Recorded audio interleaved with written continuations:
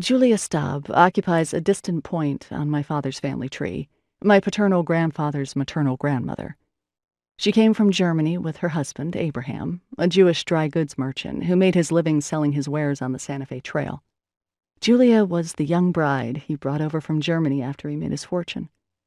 It is said that he built his house, which became the hotel after it passed out of our family, for her.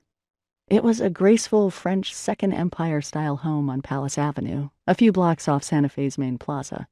A brick structure in a city of mud and straw, with a green mansard roof ridged with elaborate ornamental ironwork.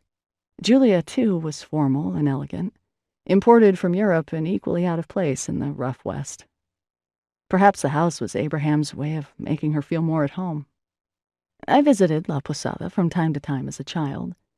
My father had moved as a young man from New Mexico to Washington, D.C., where I spent my childhood.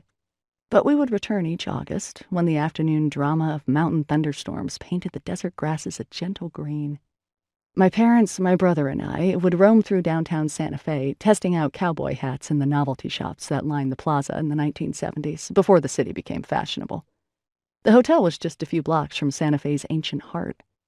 We would stop in and look around. The old brick veneer had been covered by stucco to match the rest of the city, and the lush gardens were now pocked with guest casitas. But the interior was little changed from how it must have looked in Julia Staub's time.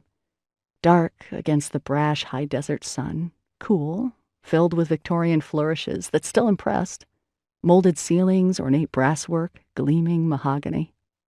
I knew, as a child, that Julia had lived in that house, and that the Staubs had once been a prominent family in Santa Fe.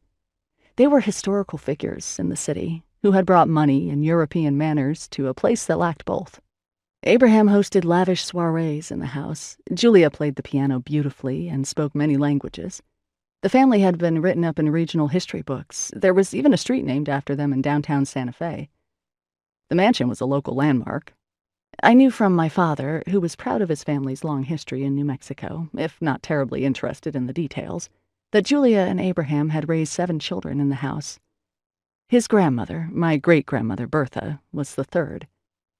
Beyond that, I knew little of Julia's life. She had lived and died long before I was born, long before even my father and grandfather were born. Although I knew that she had come from Germany, and that her husband had arrived in Santa Fe after New Mexico became a U.S. territory in 1850, I didn't know exactly when or from where.